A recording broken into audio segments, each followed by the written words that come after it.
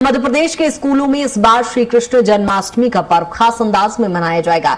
DPI ने 1 से लेकर 3 सितंबर तक प्रदेश भर के स्कूलों में विशेष आयोजन के निर्देश दिए हैं। तो स्कूलों में श्री कृष्ण की लीलाओं का मंचन होगा, लेकिन जन्माष्टमी के इस आयोजन से पहले ही सियासत गर्मा गई है। कांग्रेस ने सरकार पर हमला बोलते हुए कहा कि जो भाजपा कंस का काम कर रही है वो श्री कृष्ण जन्माष्टमी क्या मनाएगी। कांग्रेस ने इस आयोजन को बीजेपी की हार के डर से जोड़ते हुए दतिया चुनाव का भी जिक्र किया। वहीं बीजेपी ने कांग्रेस के आरोपों को तुष्टीकरण की राजनीति करार दिया है। भाजपा प्रवक्ता अजय सिंह यादव का कहना है कि भगवान कृष्ण का जीवन आदर्श है और बच्चों को उनके जीवन और शिक्षाओं से जोड़ने के लिए सरकार ने स्कूलों में भव्य आयोजन का फैसला लिया है। यानी स्कूलों में श्री कृष्ण जन्माष्टमी की तैयारियां शुरू होने से पहले ही भगवान श्री कृष्ण के नाम पर मध्य प्रदेश की सियासत जरूर गर्मा गई है।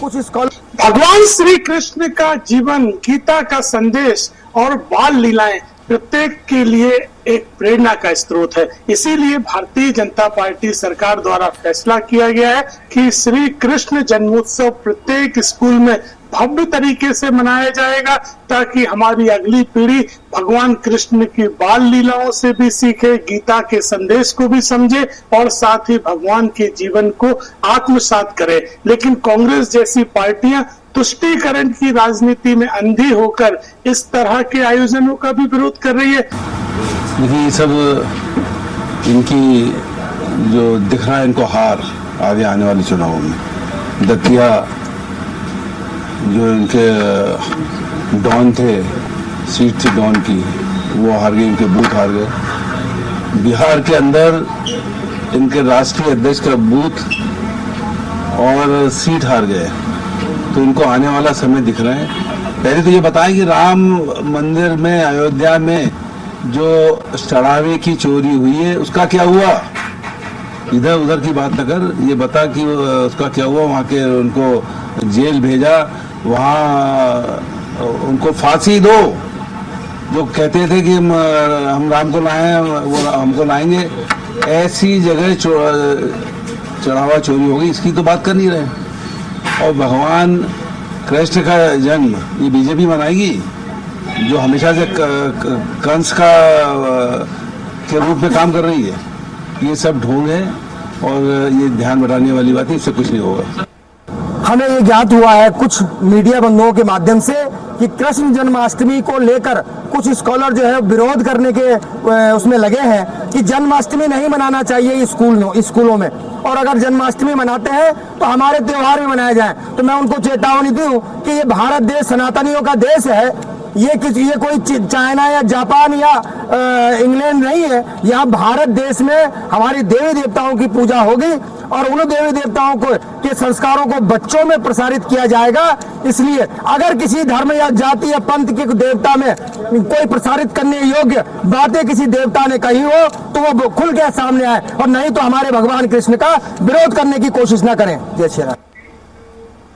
और इसी पर ज्यादा चर्चा के लिए सहयोगी कुलभूषण हमारे साथ जुड़ गए हैं। कुलभूषण, जिस तरह से देख रहे हैं मध्य प्रदेश सरकार श्री कृष्ण जन्मोत्सव को इस बार व्यापक पैमाने पर मनाने की तैयारी कर रही है, वृहद रूप से तैयारी को लेकर डीपीआई की ओर से आदेश भी जारी हो गया है, लेकिन इसको लेकर सियासत गर्मा गई है। देखिए, मध्य प्रदेश में 1 सितंबर से लेकर 3 सितंबर तक स्कूलों में कृष्ण जन्माष्टमी के उपलक्ष्य में भव्य कार्यक्रम आयोजन किए जाएंगे। 4 सितंबर को कृष्ण जन्माष्टमी है, उसके पहले मध्य प्रदेश के तमाम जो सरकारी और प्राइवेट स्कूल हैं यहाँ पर जन्माष्टमी को लेकर कार्यक्रम आयोजित किए जाएंगे, जिसमें श्री कृष्ण की लीलाओं का मंचन होगा, गीता ज्ञान और श्री कृष्ण की जो शिक्षिकाओं पर नाट्य एवं प्रस्तुति सांस्कृतिक कार्यक्रम आयोजित किए जाएंगे। अब इसको लेकर सियासत मध्य प्रदेश में शुरू हो चुकी है, जहां एक तरफ कांग्रेस ने बीजेपी की तुलना कंस से की है, तो वहीं बीजेपी का यह कहना है कि तुष्टीकरण की राजनीति जो है वो कांग्रेस करती है। हिंदू धर्म से जो है कांग्रेस को कहीं ना कहीं जो एक विवाद की स्थिति बनी रहती है, हिंदू जो तमाम धर्म है उससे कांग्रेस चिढ़ती हुई नजर आती है। एक विशेष विशेष समुदाय धर्म को जो है लगातार कांग्रेस तवज्जो देती हुई नजर आती है। इसको लेके जो धर्मगुरु है उन्होंने भी कांग्रेस पर निशाना साधा है और बीजेपी के इस आदेश का स्वागत किया है। और धर्मगुरु लीलानंद महाराज का ये कहना है कि मध्य प्रदेश के तमाम जो सरकारी और प्राइवेट स्कूलों में जो जन्माष्टमी के उपलक्ष्य में कार्यक्रम आयोजित किए जाएंगे, जो कृष्ण की लीलाओं का वर्णन किया जाएगा, तो स्वाभाविक सी बात है इससे जो स्कूली छात्र छात्रा हैं इनमें श्री कृष्ण का जो पाठ पढ़ाया जाएगा या जो सांस्कृतिक कार्यक्रम कराए जाएंगे, जो गीता का श्लोक किया जाएगा, इससे कहीं ना कहीं उनके ज्ञान में वृद्धि होगी। लेकिन एक विशेष समुदाय ने इसका विरोध किया है। मुस्लिम वर्ग की अगर बात करें तो मुस्लिम वर्ग का साफ तौर पे इस पूरे मसले पर यह कहना है कि जिस प्रकार से बीजेपी तुष्टीकरण की राजनीति करती हुई नजर आ रही है, कहीं ना कहीं शिक्षा के क्षेत्र में स्कूलों में इस तरह के आदेश को लागू नहीं करना चाहिए और अगर आदेश लागू करते हैं तो सभी धर्म को एक समान मानते हुए सभी धार्मिक जो कार्यक्रम होते हैं उन्हें लागू करना चाहिए।